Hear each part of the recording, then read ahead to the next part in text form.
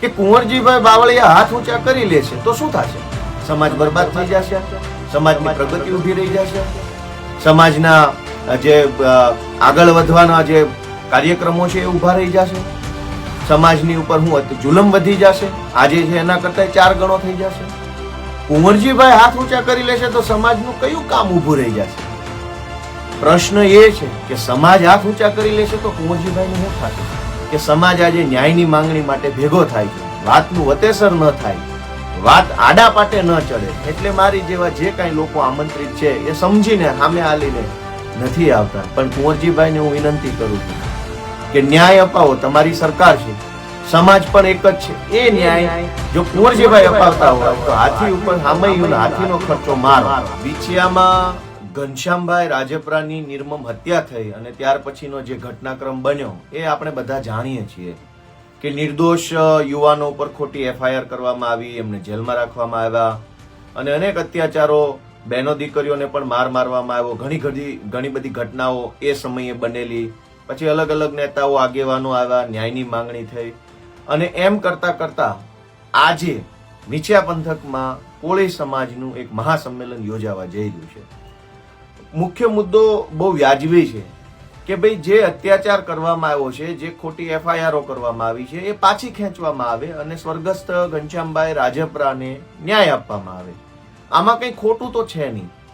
આ સંમેલનમાં હાજર રહીને સમાજને માર્ગદર્શન પૂરું પાડવા માટે કે જે કાંઈ પણ એ ઘટનાક્રમ અંગે મારી સમજણ હોય એ પ્રમાણેની વાત રજૂ કરવા માટે આયોજકો તરફથી મને આમંત્રણ આપવામાં આવેલું. ઘણા દિવસો અગાઉ આમંત્રણ આપેલું અને 2-4 વખત અલગ અલગ સમયે ફોન કરીને પાછો આગ્રહ કર્યો હતો. આ સાથે અમારા આગેવાન શ્રી રાજુભાઈ કરપડાને પણ આમંત્રણ આપવામાં આવેલું. અનેક આગેવાનોને આમંત્રણ હતું કે ભાઈ ન્યાયની લડાઈ છે, આ હક માગવાની લડાઈ છે, જે અત્યાચાર થયો છે એની સામેની લડાઈ છે, તો તમે બધા આવો, બધા ભેગા મળી અને આપણે ન્યાય માટે લડીએ. પરંતુ ભાજપ વાળાના પેટમાં તેલ રેડાયું અને એને બખેડો કર્યો. પછી સોશિયલ મીડિયાનો ઉપયોગ કર્યો અને ફોનો કર્યા અને વાદ વિવાદ ને બધું એટલું બધું બખેડો ચાલુ કર્યો. પછી મેં અને અમારા આગેવાન રાજુભાઈ કરપડા બંનેએ ચર્ચા કરી, વિચારણા કરી અને નક્કી કર્યું કે આપણે જઈએ અને ભાજપ વાળાને મુદ્દો આડા પાટે ચડાવવાની તક મળી જાય એવું નથી થવા દેવું. કેમ કે આ આખો જે મુદ્દો છે, આ આખી જે ન્યાયની માંગણી છે એ સ્થાનિક ભાજપના નેતા અને ભાજપની સરકારની પાસે છે. કેમ કે અત્યાચાર એમની સરકારે, એમના માણસોએ કર્યો છે, પણ એમને હવે છટકવું છે, આડા પાટે ચડાવી દેવી છે વાત કે જો પેલા બીજા સમાજના માણસો આવ્યા અને પેલી પાર્ટી વાળા માણસો આવ્યા અને આમ બોલો ને પેલો તેમ બોલો. એટલે આ ન્યાયની વાત આડા પાટે ચડાવવાની કોઈને તક ન મળી જાય, કોઈ વિઘ્ન સંતોષી કે કોઈ સમાજનું ભલું ન ઈચ્છનારા વ્યક્તિને આ વાતનું વતેસર કરવાની તક ન મળે. એટલા માટે થઈ પછી મેં રાજુભાઈએ નક્કી કર્યું કે ભાઈ આપણે વિડીયો સંદેશના માધ્યમથી સમાજને વિનંતી કરીશું કે જ્યાં અમારું કામ પડે, જ્યારે કામ પડે, જેવું કામ પડે અમને યાદ કરજો. અમારી જે યથાશક્તિ હશે, રાજકીય રીતે કે સામાજિક રીતે જે યથાશક્તિ હશે એ શક્તિથી અમે હંમેશા ઉપયોગી બનવાનું કામ કરીશું. કારણ કે ચૂંટણી હોય કે ન હોય, સ્ટેજ ઉપર આપણી હાજરી હોય કે ન હોય, આપણને આમંત્રણ હોય કે ન હોય, આપણને કોઈ કહે કે ન કહે, પણ જાહેર જીવનના વ્યક્તિ તરીકે સમાજને પડતી તકલીફો અને પીડાઓમાં આપણે આપણી યથાશક્તિ સાથ સહયોગ આપવો એ આપણી ફરજ છે એમ માની અમે કામ કરીએ છીએ. અને બીજી મહત્વની વાત કે આ સંમેલન ન્યાયની માંગણી માટેનું છે. અને ન્યાય શું છે? ન્યાય એ છે કે વિછિયા પોલીસે જે ખોટી એફઆઈઆર કરી અને 80-85 જેટલા યુવાનોને ખોટી રીતે જેલમાં પૂર્યા, એમને હવે કોર્ટના ધક્કા ખાતા કર્યા છે, એ એફઆઈઆર પાછી ખેંચવામાં આવે, એ પહેલો મુદ્દો છે. અને ઘનશ્યામભાઈના પરિવારને ન્યાય આપવામાં આવે, એ બીજો મુદ્દો છે. દોસ્તો, આ ન્યાયની માંગણીમાં પણ રાજકારણ વચ્ચે જે લોકો લાવે છે એને મારે 2 વાત કહેવી છે કે વચ્ચે મેં કુંવરજીભાઈ બાવળિયા કોઈ કોળી સમાજના આગેવાન સાથે ટેલિફોન પર વાત કરતા હોય એવો ઓડિયો સાંભળ્યો હતો. અને ઓડિયોમાં એવું કહે છે કે ભાઈ હવે હું હાથ ઊંચા કરી લઈશ, પછી હાથ ઊંચા કરી લઈશ, એવું વારંવાર એક વાક્ય બોલે છે કે તમે લોકો આમ નહીં કરો તો હું હાથ ઊંચા કરી લઈશ. મારે બધાને પ્રશ્ન પૂછવો છે કે કુંવરજીભાઈ બાવળિયા હાથ ઊંચા કરી લેશે તો શું થશે? સમાજ બરબાદ થઈ જશે, સમાજની પ્રગતિ ઊભી રહી જશે, સમાજના જે આગળ વધવાના જે કાર્યક્રમો છે એ ઊભા રહી જશે, સમાજની ઉપર જુલમ વધી જશે, આજે છે એના કરતા 4 ગણો થઈ જશે. કુંવરજીભાઈ હાથ ઊંચા કરી લેશે તો સમાજનું કયું કામ ઊભું રહી જશે? પ્રશ્ન એ છે કે સમાજ હાથ ઊંચા કરી લેશે તો કુંવરજીભાઈનું શું થશે?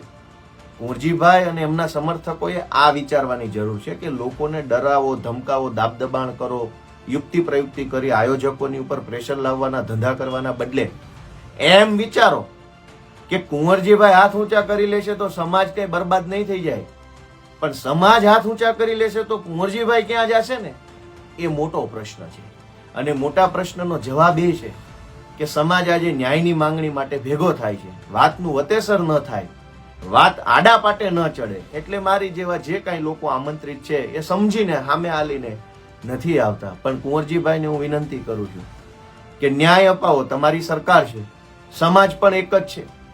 જો કુંવરજીભાઈ આ ન્યાયની માંગણીમાં ન્યાય અપાવે, કેસ પાછો ખેંચાઈ જાય અને કાગળિયા કમ્પ્લેટ કોર્ટ કચેરી બધેથી કોર્ટ ખેંચાઈ જાય તો કુંવરજીભાઈનું વીંછિયાની બજારની અંદર હાથી ઉપર હામૈયું કરવું જોઈએ. અને એ હામૈયામાં હાથીનો ખર્ચો ગોપાલભાઈ ઇટાલિયા તરફથી.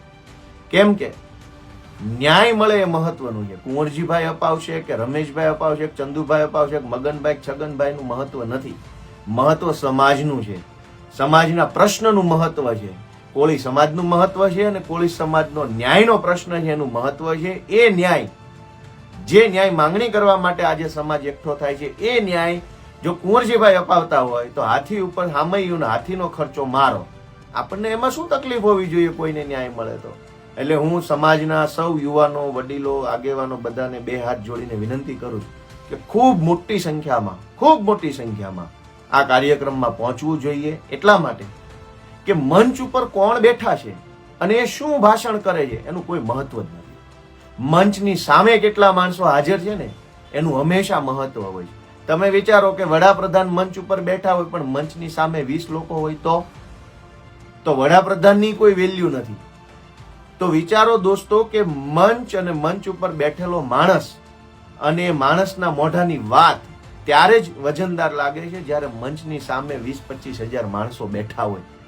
એટલે મારી બધાને વિનંતી છે કે તમારા અતિ વ્યસ્ત સમયમાંથી થોડોક સમય કાઢીને ઘરની બાઇકમાં 50 રૂપિયાનું પેટ્રોલ ડીઝલ ભરાવીને પણ આ સંમેલનમાં હાજરી આપવી ખૂબ જરૂરી છે. તમારી હાજરીથી ગાંધીનગર સુધી પડઘા પડશે. સમાજને દબાવવાના, સમાજને ડરાવવાના, સમાજને ધમકાવવાના અને સમાજના નામ ઉપર દાદાગીરી કરવાના ધંધાઓ અને દુકાનો જેણે જેણે ખોલી છે એને સ્પષ્ટ સંદેશ આપવા માટે આજે ઉમટી પડવું ખૂબ જરૂરી છે. હું આ સંમેલનને શુભેચ્છાઓ પાઠવું છું, સૌ વકીલશ્રીઓને શુભેચ્છા પાઠવું છું. જે પીડિતોને જેલમાં યાતનાઓ સહન કરવી પડી એ બધા નિર્દોષ યુવાનોને પણ હું અભિનંદન પાઠવું છું કે તમે સારી લડાઈ આપી છે. સૌને શુભેચ્છાઓ. અને અમે આ સંમેલનને